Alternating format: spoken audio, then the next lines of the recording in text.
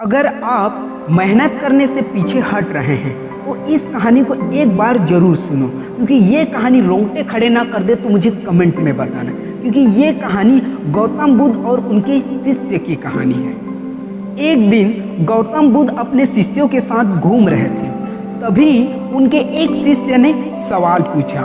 सवाल यह था कि सच्ची मेहनत की क्या परिभाषा है, क्या आप मेरी इस जिज्ञासा का समाधान करेंगे? गौतम बुद्ध ने अपने शिष्य को जवाब देते हुए कहा, क्यों नहीं, सच्ची मेहनत की परिभाषा के लिए तुम यह कथा सुनो, इससे सच्ची मेहनत की परिभाषा जान जाओगे। ऐसा कहते हुए गौतम बुद्ध ने एक कथा शुरू की। एक गांव में एक किसान रहता था, उसकी थोड़ी सी खेती बाड़ी थी, उसी से उसको जो कुछ भी मिल जाता अपना घर परिवार चलाया करता था। एक दिन ऐसा इंसिडेंट हुआ जिससे उस किसान का एक बैल मर गया। बेचारा बड़ी परेशानी में आ गया। खेत को बेचना जरूरी था, पर बोए कैसे? बैल तो एक ही रह गया था। उसने बहुत सोचने के बाद एक डिसीजन लिया, एक और बैल, दूसरी ओर अपनी पत्नी, और फिर काम करने लगा। उसी समय वहाँ पर राजा अपनी रानी के साथ रथ पर उधर से जा रहा था। तभी उसने अचानक देखा एक और बैल और दूसरी ओर किसान की पत्नी थी।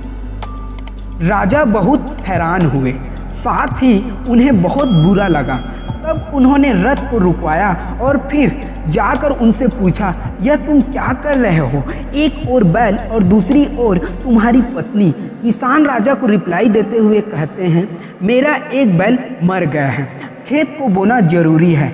बट राजा कहने लगा, ऐसी कोई काम अपनी पत्नी से करवाता है क्या? किसान बोला, क्या करूं, और कोई दूसरा रास्ता भी नहीं है।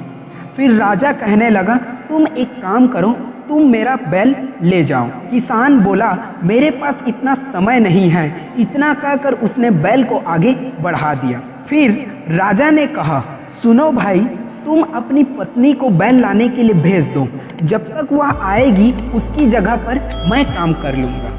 किसान की पत्नी ने कहा, तुम तो बैल देने के लिए तैयार हो, बट तुम्हारी पत्नी ने मना किया तो? राजा बोला, नहीं, ऐसा नहीं होगा।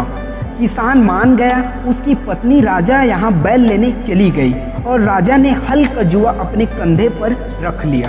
किसान की पत्नी ने जब रानी के पास जाकर राजा की बात कही, तब वह बोली, बहना, एक बैल से कैसे काम चलेगा? तुम्हारा बैल कमजोर है, हमारा बैल मजबूत है, दोनों साथ काम नहीं कर सकेंगे।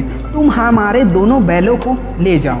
किसान की पत्नी बैल लेकर आई और पूरे खेत की बुआई हो गई। कुछ समय बाद फसल उग गई। किसान ने देखा तो उसे अपनी आंखों पर विश्वास नहीं हो रहा था। सारे खेत में अनाज पैदा हुए, लेकिन जितनी जमीन में राजा ने हल चलाया था उसका पसीना गिरा था, उतनी जमीन में मोती उगे थे। यह सब सच्ची मेहनत के कारण ही हुआ है। गौतम बुद्ध कथा समाप्त करते हुए कहते हैं, शिष्य, क्या अब भी तुम्हारी जिज्ञासा शांत नहीं हुई? उसके शिष्य ने जवाब देते हुए कहा, अवश्य प्रभु, मैं समझ गया कि सच्ची मेहनत का क्या परिभाषा है। और कहते हैं ना, क्योंकि आपकी किस्मत आपको मौका देगी, मगर आपकी मेहनत सबको चौंका देगी।